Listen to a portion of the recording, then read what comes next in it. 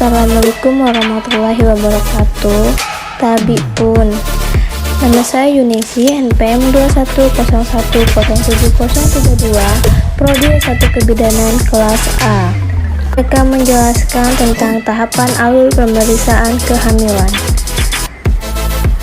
Mata kuliah Biokimia dan Fisika Kesehatan, dosen pengampu Dr. Elsa Fitriana, SKEP BD MKet Trop. Pemeriksaan kehamilan itu tahapannya apa saja sih? Nah, yang pertama, tes darah. Pemeriksaan darah lengkap merupakan salah satu jenis tes darah yang rutin dilakukan dokter ketika melakukan pemeriksaan kehamilan. Tujuannya adalah untuk mendeteksi kelainan yang mungkin dialami ibu hamil atau janin.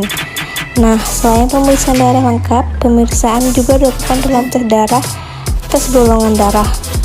Tes golongan darah bertujuan untuk mengetahui golongan darah dan resus ibu hamil, guna mengantisipasi kemungkinan adanya perbedaan resus antara ibu hamil dengan janin.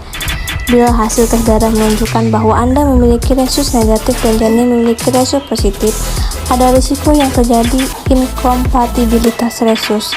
Kondisi tersebut akan menyebabkan bayi mengalami anemia akibat pecahnya sel darah, anemia hemolitik. Ketika ia lahir, akibatnya bayi bisa mengalami penyakit kuning. Jika sebelumnya Anda sudah periksa golongan darah dan resus, pemeriksaan ini tidak diperlukan lagi. Tahapan yang kedua adalah hemoglobin atau Hb. Hemoglobin atau Hb adalah protein kaya zat besi yang ditemukan di dalam sel darah merah. Hb memungkinkan sel darah merah untuk mendistribusikan oksigen ke seluruh tubuh dan mengangkut karbon dioksida dari seluruh tubuh untuk dibuang melalui paru-paru. Nah, setiap ibu hamil perlu menjalani pemeriksaan Hb untuk mendeteksi apakah terdapat penyakit anemia atau kurang darah. Anemia perlu dicegah dan diobati karena dapat mengganggu kesehatan ibu dan janin. Anemia juga dapat meningkatkan risiko terjadinya kelahiran prematur, keguguran, berat badan lahir rendah, dan pendarahan postpartum. Tahapan yang ketiga adalah tes gula darah. Tes gula darah yaitu bagian dalam pemeriksaan kehamilan rutin. Pemeriksaan ini penting untuk mendeteksi apakah ibu hamil mengalami diabetes kehamilan. Ibu hamil lebih berisiko untuk menderita diabetes selama hamil bila mengalami kelebihan berat badan, overweight, atau obesitas, memiliki riwayat diabetes pada kehamilan sebelumnya, atau memiliki riwayat penyakit diabetes sebelumnya. Tahapan yang keempat yaitu screening penyakit infeksi. Pemeriksaan ini dilakukan untuk mendeteksi apakah terdapat penyakit infeksi pada ibu hamil. Screening penyakit infeksi termasuk hepatitis B, sifilis, HIV, dan TOS. Semakin cepat terdeteksi, infeksi dapat semakin cepat diobati. Selain untuk mencegah risiko penularan pada janin, pemeriksaan ini juga dapat dilakukan untuk mengurangi risiko terjadinya infeksi pada pasangan. Tahapan yang kelima yaitu pemeriksaan genetik. Pemeriksaan ini dilakukan untuk menentukan apakah Anda memiliki kelainan genetik seperti thalassemia yang berisiko diturunkan kepada janin. Pemeriksaan genetik juga bisa dilakukan pada janin dengan mengambil sampel cairan ketuban. Tahapan yang keenam, tes urin antenatal. Pemeriksaan ini dilakukan terhadap sampel urin ibu hamil. Tujuannya adalah untuk mendeteksi apakah ibu hamil mengalami gangguan tertentu seperti preeklamsia, infeksi saluran kemih, atau diabetes. Tahapan yang ketujuh yaitu ultrasonografi (USG).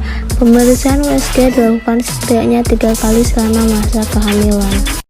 3 kali selama masa kehamilan melalui 3 trimester.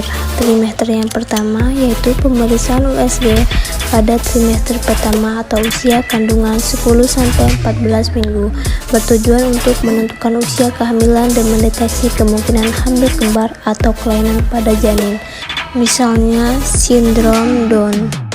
Trimester yang kedua adalah pemeriksaan USG pada trimester kedua minggu 18-20, bertujuan untuk menentukan apakah terdapat kelainan bawaan atau kongenital pada janin, misalnya kelainan jantung bawaan dan cacat tabung saraf. Dan trimester ketiga, Pemeriksaan USG di kehamilan minggu ke-32 atau memasuki trimester ketiga dilakukan bila plasenta berada di atas tulang serviks. Pemeriksaan USG bertujuan untuk mendeteksi kemungkinan terjadinya kondisi plasenta previa. Selain itu, USG juga digunakan untuk mengetahui jumlah berat bayi, jenis kelamin, posisi bayi, dan menilai jumlah air ketubuh. Sebelum mengakhiri penjelasan kali ini, saya ingin memberi saran kepada ibu hamil di luar sana. Pemeriksaan kehamilan sebaiknya dilakukan secara teratur agar kesehatan Anda dan janin dapat terus terpantau. Oleh karena itu, usahakan untuk tidak melewati jadwal pemeriksaan kehamilan. Selain rutin menjalani pemeriksaan kehamilan, terapkan juga pola makan sehat dan bergizi seimbang. Konsumsi vitamin prenatal sesuai anjuran dokter.